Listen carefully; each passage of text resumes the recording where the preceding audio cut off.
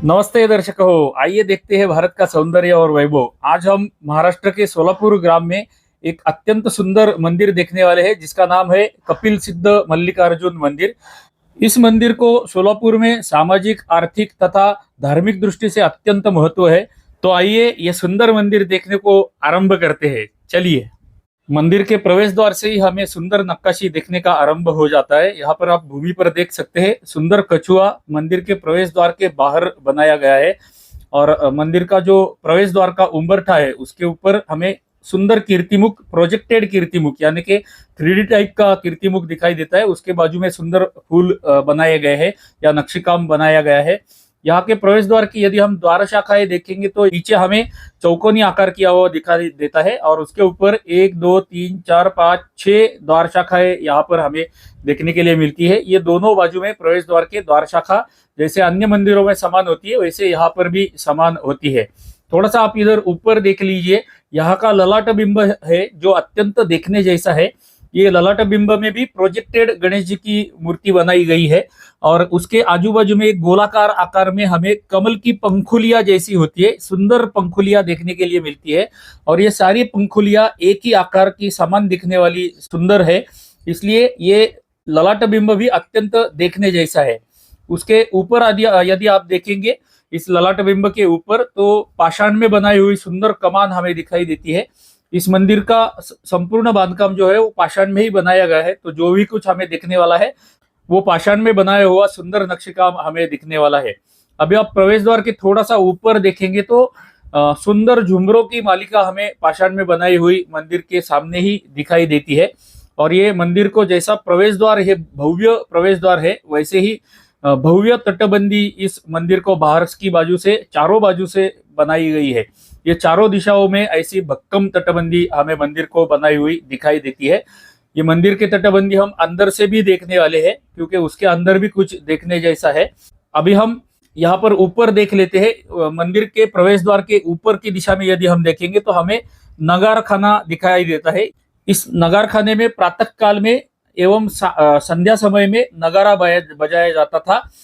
अत्यंत सुंदर मंदिर आज आपको देखने के लिए मिलने वाला है, तो आपसे प्रार्थना है कि कृपया यह चलचित्र अंत तक देखिए। मंदिर में प्रवेश करते समय हमें ये दोनों बाजू में जो दिख रहा है ये मंदिर का प्राचीन कालावधि का भव्य लकड़े का बनाया हुआ द्वार दिखाई देता है। प्रवेश द्वार के पीछे ही यदि हम देखेंगे तो दोनों बाजू में दो कक्ष बनाए हुए हमें दिखाई देते हैं। ऊपर जो नगर खाना है उसके नीचे ये कक्ष है, इसका कुछ प्रयोग नहीं किया जा रहा है, किंतु ऊपर के नगर खाने के बराबर नीचे ये दो कक्ष हमें दिखाई देते हैं। आइए मंदिर के प्रांगण में प्रवेश करते हैं। तो अभी मंदिर के प्रांगण में आ गए हम लोग। दोनों बाजू में यदि आप देखेंगे तो आपको बहुत से दालन बनाए हुए दिखाई देंगे। ये तटबंदी के अंदर की बाजू है और अंदर के बाजू में सुंदर दालन बनाए गए हैं। और प्रवेश द्वार के अंदर का ऊपर का जो छत है वो छत में अत्यंत सुंदर नक्शीकाम बनाया गया है, कमल बनाया गया है और उसमें घंटा टांग दी गई है। तो ये प्रवेश मंडप के आजू बाजू की जो तटबंदी है उसको ऐसे बहुत से दालन आपको देखने के लिए मिलेंगे। और मंदिर के चारों दिशाओं में ये तटबंदी बनाई गई है और चारों दिशाओं में ये दालन हमें बनाए हुए दिखाई देते हैं। इन दालनों का प्रयोग जो है मंदिर में जो क्षण वार उत्सव होते थे उनके लिए प्रयोग करते रहेंगे। तो अभी हमें मंदिर के प्रांगण में प्रवेश करना है। मंदिर के प्रांगण में हम पहुंच गए हैं। यहाँ पर हम दाहिनी बाजू में देखेंगे तो हर एक स्तंभ के ऊपर दिया लगाने के लिए स्थान बनाए गए हैं। ये स्पेशल प्रोविजंस दिए लगाने के लिए तटबंदी में चारों दिशाओं में सारे स्तंभों के ऊपर दिखाई देते हैं। इस चलचित्र का हमने जब चित्रीकरण किया था तब हमारी ध्वनि व्यवस्था में कुछ गड़बड़ी हो गई थी, इसलिए हमने इसका पुनर्ध्वनि मुद्रण किया हुआ है। तो हमारे ओष्ठ मुद्राएं संभवता है कि भिन्न दिखाई देगी, तो उतना जरा संभल के लीजिएगा।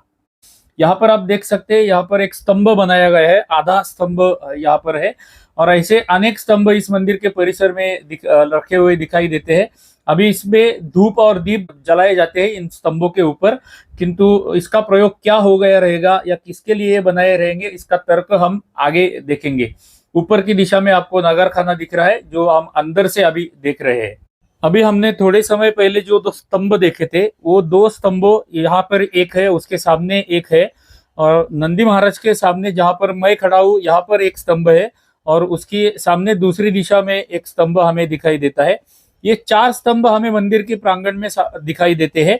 अभी मेरा अनुमान ऐसा है कि इसके पहले हमने बहुत से महादेव के मंदिर देखे हुए जिनको नंदी महाराज के लिए नंदी मंडप बनाया हुआ होता है, और नंदी मंडप के ऊपर सुंदर शिखर भी कई मंदिरों में हमने देखा हुआ है, किंतु यहाँ पर नंदी महाराज जो है उनको मंडप नहीं बनाया गया है। तो यहाँ के लोग ऐसा बोलते हैं कि ये स्तंभ जो है वो दिए लगाने के लिए बनाए गए हैं, किंतु मुझे ऐसा लगता है कि ये 4 स्तंभ मिलाकर यहाँ पर नंदी मंडप बनाने की योजना उन्होंने बनाई रहेगी, किंतु किसी कारणवश वो उनकी नंदी मंडप बनाने की योजना प्रत्यक्ष में नहीं उतरी, ऐसा मुझे लगता है। भगवान महादेव का मंदिर है तो हमें नंदी महाराज तो दिखने ही वाले हैं, जैसे हमने अनेक मंदिरों में देखे हुए हैं।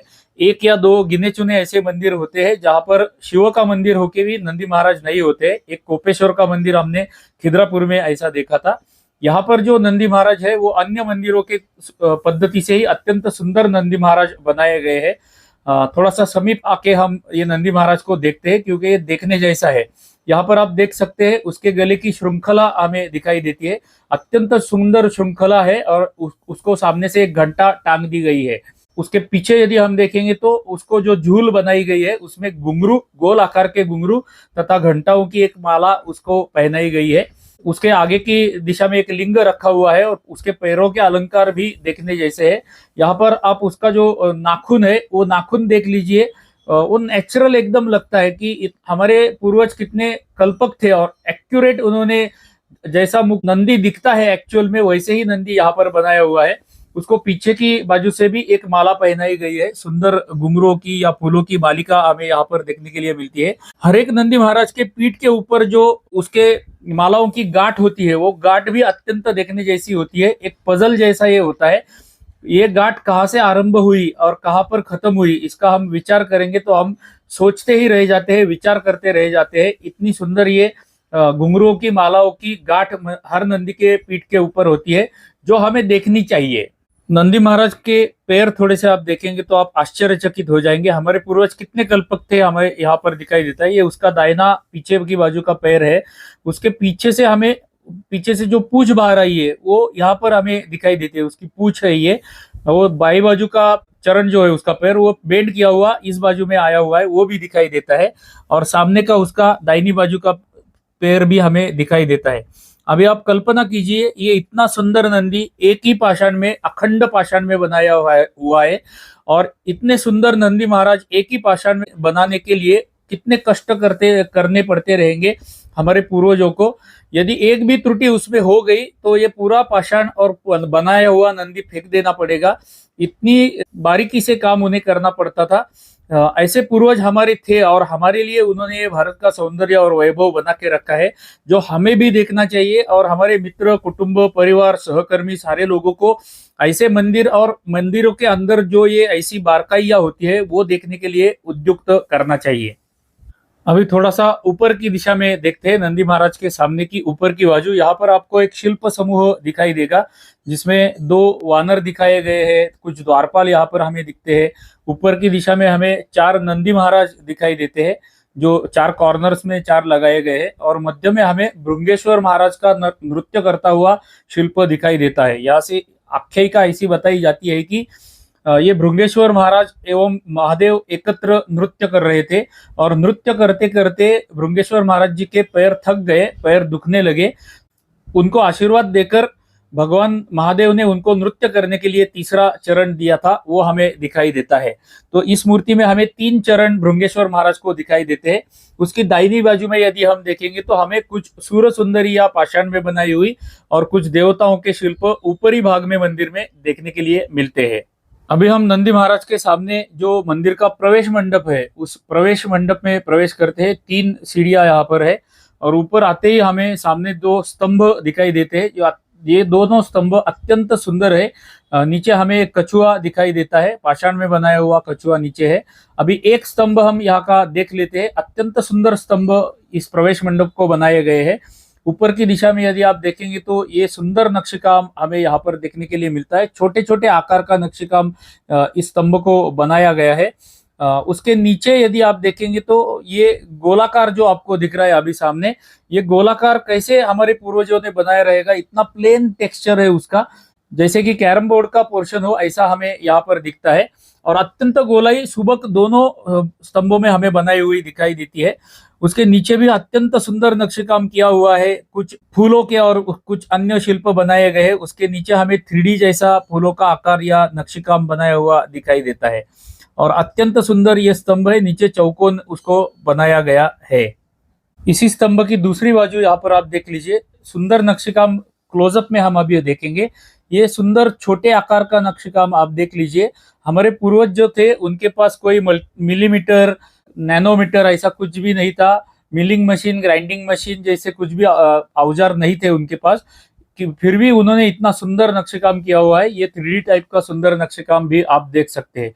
अभी हम थोड़ा सा मंदिर की रचना कैसे होती थी या निर्मिति कैसे होती थी वो विषय देख लेते हैं।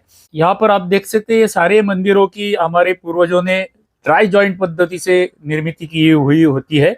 कुछ इतिहास तज्ञ उसको सॉकेट पद्धति भी बोलते हैं और उसको अपनी भाषा में शुष्क सांधा बोलते हैं। तो ये शुष्क सांधा या सॉकेट पद्धति से हमारे मंदिर निर्माण किए जाते थे। ये संपूर्ण पाषाण जो है वो एक ही पाषाण में बनाया हुआ स्तंभ होता है।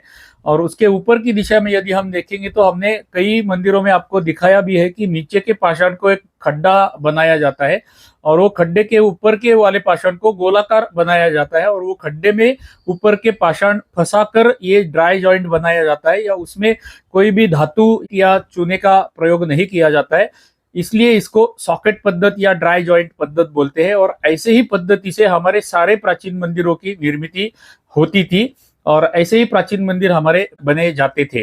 तो इतना प्रगत तंत्रज्ञान हमारे पूर्वजों के पास था। तो अभी हम मंदिर का सभा मंडप देखने के लिए जाते हैं। सभा मंडप में जाने से पहले हमें प्रवेश मंडप का छत भी देखना चाहिए। ये भी देखने जैसा है। आप यहाँ पर देख सकते हैं त्रिकोणी पाषाण एक दूसरे के ऊपर रखकर इसकी निर्मिति की गई है, क्योंकि इसके ऊपर भी शिखर है।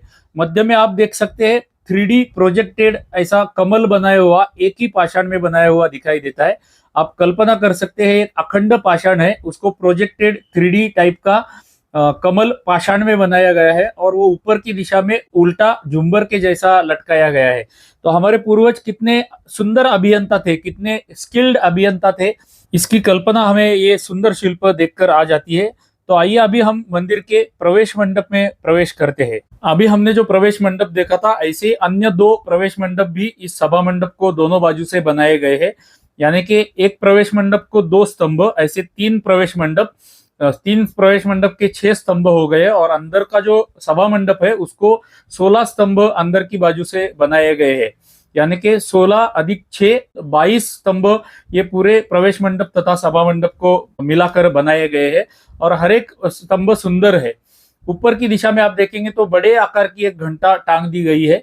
आप अभी कल्पना फिर से कर लीजिए कि ऊपर के पाषाण में कितनी क्षमता होनी चाहिए कि इतने बड़े वजन की ये घंटा उसको लटकाई जाए। और ऊपर के शिखर का भार भी इन पाषाणों के ऊपर होता है। तो हमारे पूर्वज कितने उत्तम अभियंता रहेंगे। ऐसे मंदिर जो हमारे जो ड्राई जॉइंट पद्धति से बनाए जाते थे, उस समय में कोई भी केमिकल्स नहीं थे, वाटर प्रूफिंग की कोई सुविधा नहीं थी, फिर भी हमारे पूर्वजों ने ऐसे मंदिर बना के रखे हैं कि सैकड़ों वर्षों इनको हो गए। सैकड़ों वर्षा ऋतु इन मंदिरों ने देखे हुए हैं। कितने भूकंप इन मंदिरों ने देखे हुए रहेंगे, फिर भी इतने सारे भूकंप और वर्षा ऋतु आकर भी इन मंदिरों को कुछ भी नहीं हुआ। ये मंदिर सुरक्षित है, अभी भी आज हमें देखने के लिए मिलते हैं। इतने सारे वर्षों के बाद भी ये मंदिर हमें जैसे के तैसे सुरक्षित दिखने के लिए मिलते हैं और दर्शन लेने के लिए मिलते हैं। उनका आनंद हम ले सकते हैं। नमूने के तौर पर इस प्रवेश मंडप का एक स्तंभ हम देख लेते हैं, क्योंकि अनेक स्तंभ यहाँ पर है। सारे स्तंभ एक एक करके दिखाएंगे तो वीडियो 4-5 घंटे का चलचित्र हो जाएगा, आप देखेंगे नहीं। एक ही स्तंभ हम देख लेते तो आपको सारे स्तंभों की कल्पना आ जाएगी। यहाँ पर आप देख सकते हैं ऊपर की दिशा में ड्राई जॉइंट पद्धति जो हमने अभी देखी थी उसके जैसा ड्राई जॉइंट यहाँ पर है। इस ड्राई जॉइंट के नीचे ये गोलाकार में सुंदर फूलों का आकार या सुंदर फूलों जैसी नक्शेकाम बनाया हुआ हमें देखने के लिए मिलता है। अभी आप यहाँ की नीचे की गोलाई देख लीजिए, इसका शार्पनेस देख लीजिए और उसके नीचे जो कैरम बोर्ड जैसा प्लेन टेक्सचर बनाया गया है उसके ऊपर हम उंगली घुमाएंगे तो ये प्लेन हमें फील होता है, हमें उसका अनुभव आता है। और उसके नीचे ये सुंदर शिल्प बनाए गए हैं, विविध आकार के शिल्प माइक्रो साइज में बनाए गए हैं। तो हमारे पूर्वजों के पास कोई भी यंत्र औजार नहीं थे, शस्त्र नहीं थे, इतने आधुनिक शस्त्र नहीं थे, फिर भी इतना सुंदर नक्शेकाम उन्होंने बनाया गया हुआ है। यहाँ पर आप कुछ श्रृंखला देख सकते हैं, कुछ फूलों के नक्शेकाम देख सकते हैं। एक अष्टकोण इनमें बनाया गया है और ये छोटे आकार का अत्यंत सुंदर नक्शेकाम हमें हर स्तंभ पर यहाँ पर देखने के लिए मिलता है। और हर स्तंभ देखने जैसा है, जैसे यहाँ पर कुछ गोलाई और सुंदर नक्शेकाम किया गया है। तो मुझे सुंदर सुंदर शब्द पुनः पुनः प्रयोग करना पड़ रहा है, इतना सुंदर ये नक्शेकाम होता है और अखंड पाषाण में बनाया हुआ ये स्तंभ होता है। तो मैं इसीलिए आपको नित्य बोलता रहता हूँ कि हमारे पूर्वजों ने हमारे लिए ये भारत का सौंदर्य और वैभव बना के रखा है, ये हमें देखने के लिए आना चाहिए और हमारे सहकर्मी, कुटुंब, परिवार सारे लोगों को ऐसे सुंदर सुंदर मंदिर देखने का छंद भी लगाना चाहिए। और केवल मंदिर में जाके दर्शन नहीं लेना है, ये जो भारत का सौंदर्य और वैभव है ये हमें थोड़ा सा समय निकालकर बारीकी से देखना चाहिए। ये सुंदर नक्शेकाम करने वाले हमारे जो पूर्वज थे वो कितने कुशल रहेंगे, इसकी आप कल्पना कीजिए। ये स्तंभ संपूर्ण एक ही पाषाण में बनाना है। ये स्तंभ बनाते समय कोई भी त्रुटि करने की अनुमति नहीं होती है, एक भी उसमें त्रुटि हो गई तो ये पाषाण फेंक देना पड़ेगा। ऐसी पद्धति से हमारे पूर्वज इसका निर्माण करते थे। अभी हम मंदिर का प्रवेश मंडप के आगे का जो सभा मंडप है उसका छत देख रहे हैं। ये छत के ऊपर भी अत्यंत सुंदर अत्यंत सुंदर अत्यंत सुंदर नक्शेकाम किया गया है। झूमर बनाया गया है जो 3D टाइप का झूमर है और ये सारा पाषाण में बनाया हुआ है। मैं इसका वर्णन शब्दों में नहीं कर सकता हूँ, इतना सुंदर नक्काशी यहाँ पर हमें देखने के लिए मिलती है। आप कल्पना कीजिए, ये उल्टा लटकाया हुआ झूमर है और 3D टाइप में पाषाण में बनाया हुआ है। यहाँ पर भी एक भी त्रुटि करने की अनुमति नहीं है। एक भी चिन्ह या हथौड़े का घाव त्रुटिपूर्ण लग गया तो ये पूरा शिल्प फेंक देना पड़ेगा। इतनी बारीकी से और इतना संभल कर उनको ये काम करना पड़ता था और ये भारत का सौंदर्य और वैभव है जो हमें बारीकी से देखना चाहिए, थोड़ा सा समय निकालकर। अब देखते हैं सभा मंडप की विशेषता। यहाँ पर आप नीचे भूमि की दिशा में देखिए, ये भूमि की दिशा में हमें एक रंगशिला दिखाई देती है। ये चौकोनी आकार की रंगशिला है। यहाँ पर हमने इसके पहले कोपेश्वर मंदिर खिद्रापुर जो देखा था वहां पर हमें गोल आकार की रंगशिला दिखाई दी थी। यहाँ पर हमें चौकोनी रंगशिला सभा मंडप में देखने के लिए मिलती है। इस रंगशिला का प्रयोग पूर्व कालावधि में परमेश्वर को अपनी कला सादर करने के लिए, जैसे कि गायन कला, वादन कला, नृत्य कला, ऐसी कलाएं सादर करने के लिए, परमेश्वर को सादर करने के लिए ये रंगशिला का प्रयोग किया जाता है। तो हमें बहुत से महादेव के मंदिरों में ऐसी रंगशिला दिखाई देती है। कुछ मंदिरों में अखंड पाषाण की होती है, जैसे खिद्रापुर के मंदिर में हमने 14 फुट व्यास की बड़ी गोल आकार की रंगशिला देखी थी। वैसे यहाँ पर चौकोनी आकार की रंगशिला हमें देखने के लिए मिलती है। अब तक हमने इस मंदिर में क्या क्या देखा उसका थोड़ा सा आढ़ावा लेते हैं। मंदिर के प्रवेश द्वार पर हम जब आए, प्रवेश द्वार बाहर से देखा, प्रवेश द्वार से अंदर आने के बाद हमने दालन देखे। यहाँ के जो दालन है वो दालन देख लिए। वहां से थोड़ा आगे आने के बाद मंदिर का प्रांगण देखा। मंदिर के प्रांगण में नंदी महाराज देखे। वहां से अंदर आके प्रवेश मंडप देखा। प्रवेश मंडप के आगे अभी हम सभा मंडप के भाग में है जहां पर हम खड़े हैं, ये सभा मंडप है। इसके आगे मंदिर का अंतराल है और मंदिर के अंतराल के आगे गर्भगृह है। तो आइए अंतराल की दिशा में अभी हम जाते हैं। अंतराल का मंदिर का प्रवेश द्वार, गर्भगृह का प्रवेश द्वार, ललाट बिंब, उसके ऊपर सुंदर नक्शेकाम जो पाषाण में बनाया गया है। पाषाण के ऊपर अभी पितले का आवरण किया गया है, किंतु सुंदर नक्शेकाम हमें इस गर्भगृह के प्रवेश द्वार पर भी देखने के लिए मिलता है। तो आइए दर्शन लेते हैं। ओम त्र्यंबकं यजामहे सुगंधिं पुष्टिवर्धनम उर्वारुकमिव वंदनान् मृत्योर्मुक्षीयमामृतात्। ओम तत्पुरुषाय विद्महे महादेवाय धीमहि तन्नो रुद्रः प्रचोदयात्। ओम नमः शिवाय। हर हर महादेव शंभो। अभी हम परिक्रमा करने के लिए मंदिर के प्रांगण में फिर से आए हैं। सिद्धरामेश्वर महाराज ने सोलापुर में 68 शिवलिंगों की स्थापना की थी। उसमें से कुछ शिवलिंग हमें इस मल्लिकार्जुन मंदिर के प्रांगण में देखने के लिए मिलते हैं। इस सोलापुर गांव में जहां जहां पर ये लिंगों की स्थापना सिद्धेश्वर महाराज ने की थी, उन सारे स्थानों पर उन लिंगों के नंबर भी दिखाई देते हैं हमें लिखे हुए। यहाँ पर हमें एक साक्षी गणेश का दर्शन हो जाता है। साक्षी गणेश को भी यहाँ के लोग बहुत मानते हैं। और साक्षी गणेश के बाजू में यदि हम देखेंगे तो हमें यहाँ पर एक लिंग दिखाई देता है। 68 में से एक लिंग, जो सेकंड लास्ट लिंग है, वो यहाँ पर है। उसका नंबर भी यहाँ पर लिखा हुआ हमें देखने के लिए मिलता है।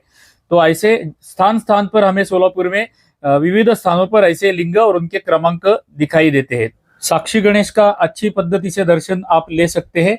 दाहिनी बाजू में हमें जो लिंग दिखाई देता है, इस लिंग का नाम आइलेश्वर है, जो ऊपर के फलक पे लिखा हुआ है, और हर लिंग के ऊपर उसका नाम तथा क्रमांक लिखा हुआ हमें दिखाई देता है। अभी हम मंदिर की दाहिनी दिशा में आ गए हैं। आप नीचे देख सकते हैं, मंदिर का चौथरा हमें इस दिशा में देखने के लिए मिलता है, और मंदिर का निर्माण संपूर्ण पाषाण में बनाया गया है।